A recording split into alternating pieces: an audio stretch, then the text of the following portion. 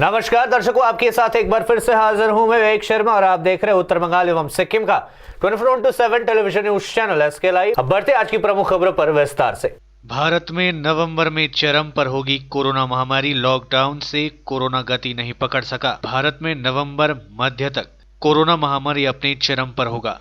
Indian council of medical research (ICMR) द्वारा गठित operations research group के अध्ययन में यह बात सामने आई है। अध्ययन में कहा गया है कि देशव्यापी लॉकडाउन ने देश में संक्रमण की गति को धीमा करने में मदद की। इसके बदौलत महामारी को चरम तक पहुंचाने में 34 से 76 दिन ज्यादा समय लगता दिख रहा है। अध्ययन में बताया गया कि लॉकडाउन के कारण अभी संक्रमितों की संख्या 69 से 97% तक कम रखने में मदद मिली है। इससे स्वस्थ व्यवस्था तथा संबंधित इंफ्रास्ट्रक्चर को मजबूत कराने का समय भी मिला। अब जिन स्वास्थ्य सुविधाएं 60% ज्यादा बेहतर हो चुकी है। अध्ययनकर्ताओं ने बताया कि लॉकडाउन में जिस तरह से टेस्ट, इलाज और आइसोलेशन की दिशा में कदम उठाए गए, उनकी बदौलत चरम के समय संक्रमितों की संख्या 70% और कुल संक्रमितों की संख्या को करीब 27% कम कर पाने का अनुमान है। इन कदमों की मदद से करीब 60% लोगों की जान बचाई जा सकी है। पश्चिम बंगाल में कोरोना वायरस से 12 और लोगों की हुई मौत। मृतकों की संख्या 475 पहुंची। पश्चिम बंगाल में रविवार को कोरोना वायरस संक्रमण से 12 और लोगों की जान चली गई, जिसके बाद इस महामारी से मरने वालों का आंकड़ा 445 पर पहुंच गया है। स्वास्थ्य विभाग ने यह जानकारी दी है। विभाग की तरफ से जारी मेडिकल बुलेटिन में कहा गया कि 12 में से 11 लोगों की मौतें अन्य बीमारियों के कारण हुई है, जिनमें कोविड-19 के लक्षण थे।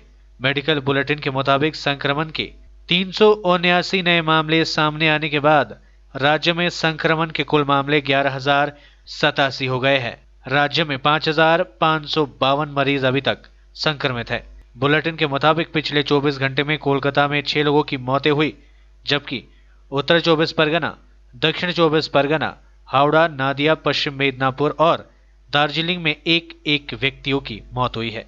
प्रदेश में पिछले 24 घंटे में 518 लोगों को इलाज के बाद अस्पताल से डिस्चार्ज किया गया है।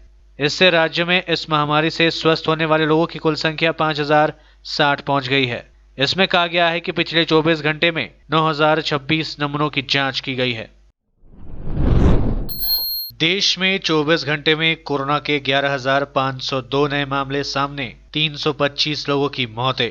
भारत में पिछले 24 घंटे में कोरोना वायरस के 11,502 नए मामले सामने आए और 325 लोगों की मौतें हुई है। देश में अब कोरोना वायरस के मरीजों की संख्या बढ़कर 3,32,424 हो गई है, जिसमें 1,53,106 सक्रिय मामले हैं। 1,69,798 लोग ठीक हो चुके हैं, जबकि अब तक 9,520 लोगों की मौतें हो चुकी हैं। इस बीच दिल्ली में 18 जून से संपूर्ण लॉकडाउन की अफवाहों को सरकार ने खारिज किया है।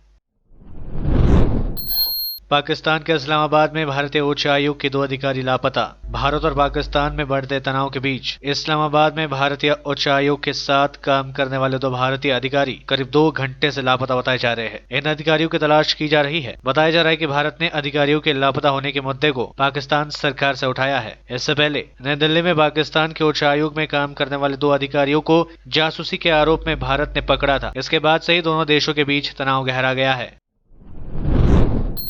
DYFI की ओर से जलपाईगुड़ी में 800 लोगों को खिलाया गया खाना।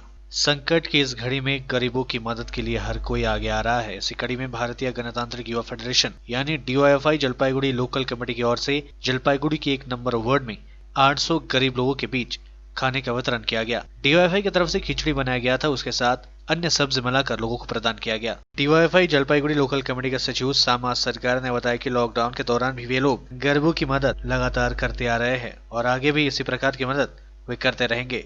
उन्होंने लोगों से आह्वान किया कि गरीब लोगों की मदद के लिए वे जितना हो सके अपने सामर्थ्य के अनुसार सेवा प्रदान करें। लेते हैं थोड़ा सा ब्रेक, फिर मिलेंगे ब्रेक के बाद। कक्षा 10वीं और 12वीं के बच्चों के लिए है सुनहरा मौका। 10वीं के बच्चों के लिए है पैरामेडिकल कोर्स और 12वीं के लिए है मेडिकल कोर्स। किफायती फीस व बैंक की सुविधा के साथ विभिन्न डिग्री डिप्लोमा है उपलब्ध। सभी स्ट्रीम के बच्चों के लिए खुली है state nursing council and Rajiv Gandhi university and health science and paramedical board government of Karnataka से मान्यता प्राप्त Atan paramedical and nursing college. Contact number 8016235569, Champasari, Siliguri. Siliguri. 100% ayurvedic दमादमन किट प्राप्त करें और अपने फेफड़ों को बिना किसी दुष्प्रभाव के घातक वायरस से लड़ने की शक्ति बढ़ाएं। फेफड़ों की ताकत बढ़ाने और साथ ही साथ एलर्जी, खांसी या फिर ब्रोंकाइटिस और अस्थमा जैसी बीमारियों से भी लड़ने के लिए राहत देती है दमादमन किट। इस किट में आप पाएंगे दमादमन सिरप, दमादमन चूर्ण, दमादमन हर्बराज हर्बल टी, जिसका मूल्य है 750 और आपको देने हैं सिर्फ 700 रुपए। Contact number 8597380995। के लिए एसके लाइव ही बेस्ट ऑप्शन है। एसके लाइव का इस क्षेत्र में 24 घंटा टेलीविजन, एंड्रॉइड ऐप और वेबसाइट पर प्रसारण होता है। सोशल मीडिया पर भी हम उपलब्ध हैं। हमारी व्यूवरशिप 9 लाख से अधिक है। सिक्किम, हैथवे और NXT डिजिटल पर, दार्जिलिंग और कालिम्पोंग में दोनों हैथवे और CCN सेटअप बॉक्स पर, क्लामपुर से लेके मैनागुड़ी हैथवे पर, सिटी केबल पर सिलीगुड़ी और आसपास, नक्सलबाड़ी से पानी टंकी तक NXT डिजिटल में। तो सोचिए नहीं, कॉल करें 7908554308। ब्रेक के बाद आपका फिर से स्वागत है, बढ़ते हैं खबरों की तरफ। बम धमाकों से दहला मालदा हरिश्चंद्रपुर का इलाका, जान माल का नहीं हुआ है कोई नुकसान। मामले में जांच में जुटी पुलिस। मालदा के हरिश्चंद्रपुर थाना अंतर्गत तुलसीहाट इलाके में रविवार रात को अचानक से बम विस्फोट होने के कारण स्थानीय लोग आतंकित हो उठे। हरिश्चंद्रपुर तुलसीहाट इलाके में काफी दिनों से अवैध रूप से शराब का ठेका चल रहा है और शराब ठेके के नजदीकी बम विस्फोट हुआ। स्थानीय लोगों का कहना है कि धमाका काफी जोरदार था। लोगों का कहना है कि यहाँ पर काफी दिनों से अवैध रूप में शराब के ठेके चल रहे हैं और यहीं के 2 युवकों ने विस्फोट किया है। विस्फोट का असर आज भी देखने को मिला और इस इलाके में अधिकतर दुकानें आज नहीं खुली हुई है। काफी संख्या में पुलिस बल को तैनात किया गया है। हरिश्चंद्रपुर थाने के IC संजय कुमार ने बताया कि पुलिस पूरे मामले की जांच में जुट गई है और जल्द ही आरोपियों की गिरफ्तारी की जाएगी। আমাকে ফোন আসে প্রায় 1-1:30 সময় যে আমাদের একটা পাড়ায়, আমাদের পশ্চিম বুথ তুলসিয়াতা পশ্চিম বুথে আমাদের পাড়ায় কোনো কিছু আওয়াজ করলো। তো আমি ওখানে গেলাম, জিজ্ঞাসা করলাম কি হয়েছে। কেউ বলছে সিলিন্ডার বাস, কেউ বলছে বোম বাস। তো আমি বললাম যে তদন্ত তো হওয়া উচিত, কী বাস হয়েছে। তখন আমি আইসিকে ফোন করা হয়, আইসি সাহেব আসেন এখানে আইসি সাহেব আসার পরে ওখানে আলোচনা হলো যে যার বাড়িতে হয়েছে সে বলছে আমার বাড়িতে 2 জন এসেছিল, 2-3 জন এসেছিল, এসে আমাকে বলছিল যে আমাকে দারু দাও, দারু বিজনেস করে দারু দাও। ওই সময় নাকি ওখানে কিছু বাস হলো, আর কী বাস হলো সেও বুঝতে পারছে না। সে বলছে আমি অজ্ঞান হয়ে গেছি। ওই সময় আমি অজ্ঞান হয়ে গেলাম এবং 2 জন পালিয়ে গেল। ওখানে রক্তাক্ত অবস্থায় সম্পূর্ণ ছড়িয়েছিল এবং পুলিশ তদন্ত করার পরে সেখান থেকে যেটা কুলু আছে নিয়ে গেল এবং সেই জায়গা থেকে সিল করে গেল। সেই জায়গা থেকে সিল করে চলে গেল এবং পুলিশ তদন্ত করছে কারা ছিল এবং কারা এই জিনিসটা করে গেছে। আমি শুনলাম নাকি কেউ জখম হয়েছে, যার একটা হাত নাকি নষ্ট হয়েছে, আরেকজনের কপালে লেগেছে। ওখানে রক্তাক্ত অবস্থায় ছড়িয়ে লোকগুলো বলল ওখানে রক্ত পড়েছিল অনেক জায়গায়। তারা এখন কোথায় আছে? তারা কোথায় আছে সেটা জানা নেই, সারা পালিয়ে গেছে, পিছনে গেট দিয়ে পালিয়ে গেছে। जलपाईगुड़ी के विभिन्न इलाकों में आज सुबह से ही लगातार बारिश हो रही है। लगातार बारिश के कारण कई जगहों में जल जमाव की समस्या भी देखी गई है। दरअसल बंगाल में मानसून का आगमन हो चुका है और राज्य के विभिन्न इलाकों में भारी बारिश हो रही है।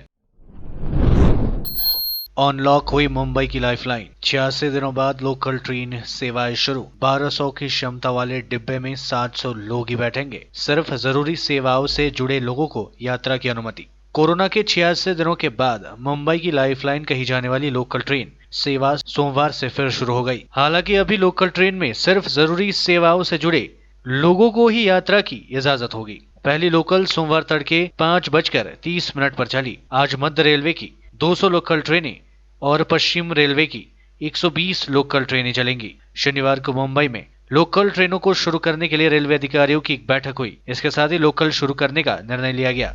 लोकल ट्रेन में फिलहाल पुलिसकर्मी, नर्स, डॉक्टर, नगर निगम के कर्मचारी, सफाई कर्मी, नगर पालिका के अन्य कर्मचारी और पत्रकार यात्रा कर पाएंगे। पेट्रोल डीजल की कीमतों में लगातार 9वें दिन आया उछाल। पेट्रोल डीजल की कीमतों में तेजी रुकने का नाम नहीं ले रही है। सोमवार को लगातार 9वें दिन इन उत्पादों की कीमतों में बढ़ोतरी हुई है। राष्ट्रीय राजधानी दिल्ली में सोमवार को 1 लीटर पेट्रोल का दाम 48 पैसे की बढ़त के साथ 76.26 रुपए प्रति लीटर पर पहुंच गया है। वहीं डीजल 59 पैसे की बढ़त के साथ 74 62 रुपए प्रति लीटर मिल रहा है। मुंबई में सोमवार को पेट्रोल की कीमत 47 पैसे की बढ़त के साथ 83.17 रुपए प्रति लीटर हो गई है। वहीं 1 लीटर डीजल की कीमत 73.21 रुपए हो गई है। इसी तरह कोलकाता में 1 लीटर पेट्रोल की बढ़त के साथ 78.10 रुपए और डीजल 70.33 रुपए में मिल रहा है। दुनिया में अब तक 89.84 लाख लोग हो चुके हैं कोविड-19 से संक्रमित। चीन के 10 शहरों के लोगों को बीजिंग की यात्रा न करने के आदेश। यहां 3 दिन में 79 केसेस आए सामने। दुनिया में कोरोना वायरस से अब तक 4,35,177 लोगों की मौतें हो चुकी है। संक्रमितों का आंकड़ा 79,84,432 हो गई है। अब तक 41,04,373 लोग स्वस्थ हो चुके हैं।